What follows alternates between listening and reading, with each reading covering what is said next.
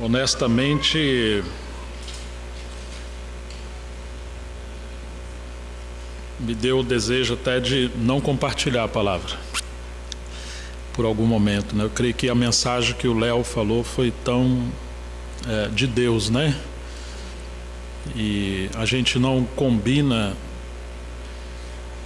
coisas que deve se falar uma assembleia.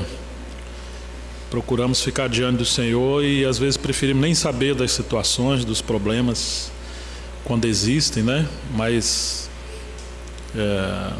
como já é a terceira vez que venho, conheço os irmãos. O Léo é a primeira vez que vem a receber o nosso convite, né? Junto com o Cádio, e está me acompanhando. Eu estou muito agradecido por ter sido o Léo que veio comigo, pela maneira que o Senhor tem usado o nosso irmão, dado graça, unção, direção. E Deus tem respondido a oração de vocês, né? Graças a Deus está gravado, né? Aqueles irmãos que não puderam estar vão poder ouvir. Eu encorajo que os irmãos ouçam outras vezes, quantas vezes puder, e passe para outras pessoas, né? Quando eu falei que desejei às vezes não falar, é porque eu não gostaria que essa unção e essa mensagem tão cheia de encargo, assim, pudesse ser sobreposta pela minha mensagem, né? Mas nós confiamos que o Senhor nos deu 2 tempos, né? Os irmãos têm orado por isso. Então eu também confio que o Senhor quer que venhamos avançar, né? Então eu vou compartilhar a segunda parte do que comecei no primeiro dia, que foi sexta-feira. Antes de abrir, eu gostaria de saber, eu dei um tema para a minha mensagem. Os irmãos e irmãs que estavam aqui, você lembra? Quem lembra qual foi o tema, o assunto que eu coloquei? Quem poderia ressaltar? A importância de conhecer a vontade de Deus. Esse é um assunto por demais importante, que inclusive eu penso que é a coisa mais urgente para o nosso tempo. Paulo foi aquele que falou sobre isso. Nós estabelecemos um texto básico em uma das cartas de Paulo. Alguém lembra qual que foi? Primeira passagem que eu citei. Quem está anotando? Efésios 5,15, muito bem. E nós vamos lê-lo novamente, né? Efésios capítulo 5, versículo 15 em diante. Portanto, vede prudentemente como andais, não como necios, e sim como sábios, remindo o tempo, porque os dias são maus. Por esta razão, não vos torneis insensatos, mas procurai compreender qual a vontade do Senhor. Vamos avançar um versículo, o 18. Não vos embriagueis com vinho, no qual há dissolução, mas enchei-vos do Espírito. Querido Senhor, nós rogamos a Ti, tenha misericórdia de nós. O Senhor que apacenta o Teu rebanho, o Senhor que prometeu também que edificaria a Sua igreja. Nós Te pedimos, avance conosco, por causa da glória do Senhor, do Teu próprio nome. Edifica, avance edificando a Tua casa, para que o Senhor tenha um testemunho aqui nesse lugar em Manaus, e que o Teu propósito avance, Senhor. Nós contamos com o ministério do Teu Espírito, como sempre, tanto para o que fala, o que ouve, sobretudo, abra os nossos olhos, nos dê revelação, venha nos lavar, nos constituir com a Tua palavra e nos dê um coração ensinável para obedecer. Em nome de Jesus que nós oramos, para a Tua própria glória, Senhor, em nome de Jesus. Amém. Nós vimos na primeira fala que Paulo perseguia os cristãos. Em Atos 26:9 ele diz: a mim me parecia que deveria praticar muitos males contra o nome do Senhor. E assim ele partiu para Damasco. Ele já havia participado do martírio de Estevão. Deitaram as vestes daqueles que apedrejaram Estevão aos seus pés. Ele respirava ameaça e morte. O homem estava cheio de ira e encolerizado contra o povo do Senhor. Mas ele acreditava que estava agradando a Deus. Ele fazia aquilo de todo o coração. Até que no caminho de Damasco o Senhor se revelou a ele. E ele cai por terra. Então ele clama: quem és tu, Senhor? Assim, quando o Senhor fala, primeiramente, Saulo, Saulo, por que você me persegues? Dura coisa para ti dar coice contra a minha vontade. Contra os aguilhões. A linguagem no contexto daquela época é como um possuidor de um boi que está querendo conduzir ele em certa direção, e ele é um boizinho novo e bravo. Então ele começa a dar coice, e o seu senhor tem um ferrão, e quando ele dá coice, ele se machuca. Nós sabemos que o nosso Senhor é aquele boi manso, e ele nos ensinou: vinde a mim todos vós que estiverdes cansados e sobrecarregados, eu vos ensinarei. Tomem sobre vós o meu fardo, o meu jugo, porque o meu fardo é leve e meu jugo é suave, e aprendei de mim que sou manso e humilde de coração. O Senhor tinha o jugo da vontade do Pai sobre ele, e ele agora quer nos chamar para tomar esse jugo debaixo dele. O Pai quer nos conduzir, e ele chamou Paulo, mas Paulo era como aquele boi bravo que dava coice. O Senhor é aquele que obedece totalmente o comando do seu Pai, e ele veio simplesmente para fazer toda a sua vontade. Agora Saulo cai e pergunta quem era que estava falando com ele. Eu sou Jesus a quem tu persegues. Quem és tu, Senhor? E Senhor ali é soberano, o supremo, o Senhor dos senhores, que Paulo tanto estudou e pesquisou e aprendeu sobre o Velho Testamento como Jeová, mas até então ele não havia discernido que Deus, embora sendo um, ele subsiste em três pessoas: o Pai, o Filho e o Espírito Santo. E aquele que Paulo até então acreditava ser um defunto, um impostor, ele é a segunda pessoa da Trindade, que não era um impostor, é Deus feito homem, Deus feito carne. E aquele povo louco que Paulo perseguia, o Senhor fala: por que me persegues? Ou seja, é a extensão, é o corpo de Cristo, a plenitude de Cristo. Isso mudou radicalmente a vida de Paulo, e tudo aquilo que ele entendeu do Velho Testamento, ele encontrou sentido nessa revelação dupla. Agora Paulo se levanta para servir o Senhor, mas ele antes faz uma segunda pergunta: que queres que eu te faça? Qual é a tua vontade? São duas perguntas básicas para todo aquele que ama e quer servir o Senhor. Primeiro, quem és tu, Senhor? E segundo, que queres que eu te faça? Ou em outras palavras, qual é a tua vontade? O Senhor falou: entra na cidade e lá te será dito o que você deve fazer. Deus enviou Ananias, e Ananias chega até Paulo e disse que o Senhor o escolhera para conhecer a sua vontade, ouvir a voz que sai da sua boca e ver o justo.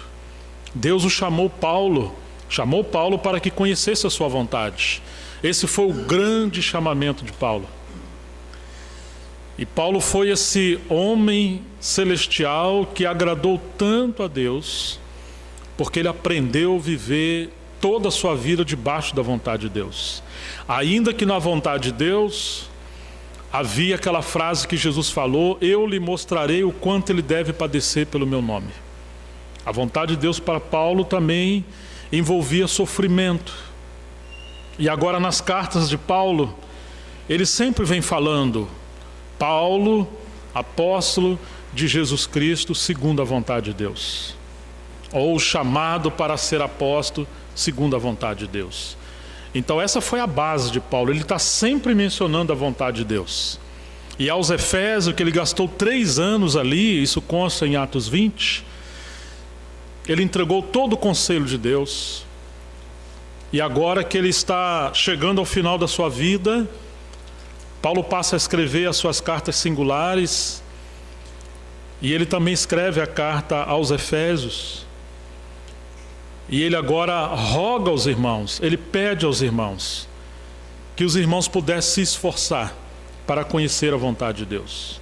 Ele fala que os dias são maus, não são dias fáceis. Nós não estamos numa zona de conforto, nós estamos num campo de batalha, como dizia Tozer, nós estamos em guerra.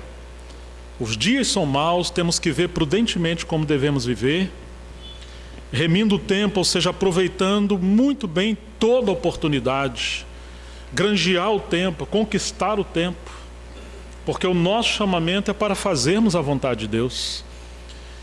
E por isso Paulo fala essas coisas. Na verdade, ele fala disso várias vezes, nós já comentamos isso na primeira mensagem. Mas como fazer a vontade de Deus sem conhecermos a vontade de Deus? Nós precisamos urgentemente conhecer a vontade de Deus. O salmista, vamos ver apenas uma passagem no Velho Testamento, Salmo 143, o versículo 10. 143, versículo 10.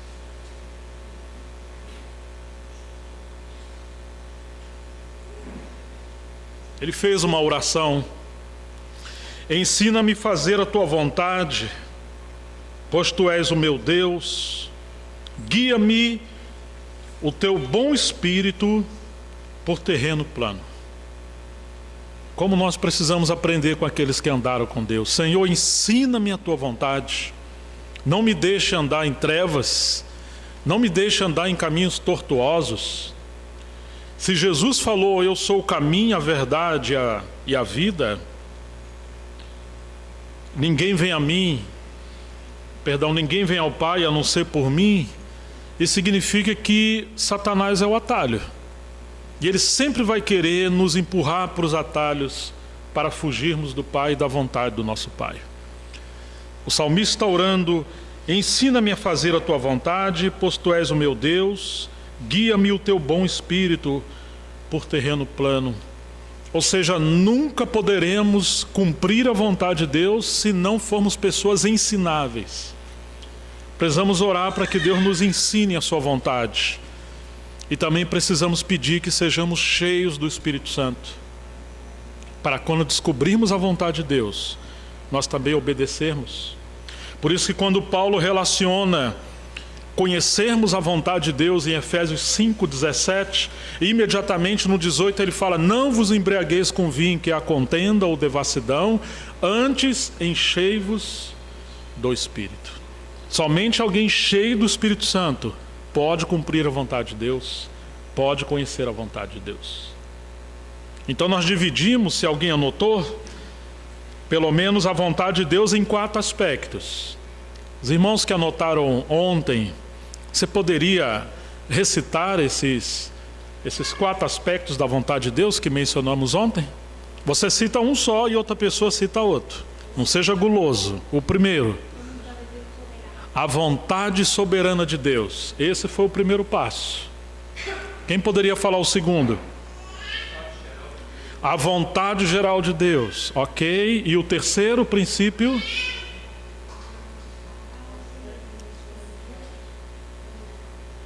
Estamos no terceiro, hein? Anotou, grandão? Opa, amém. Muito bem, irmãos. E o quarto?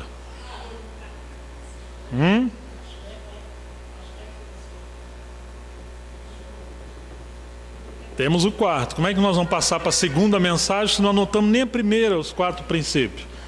Hein, professora?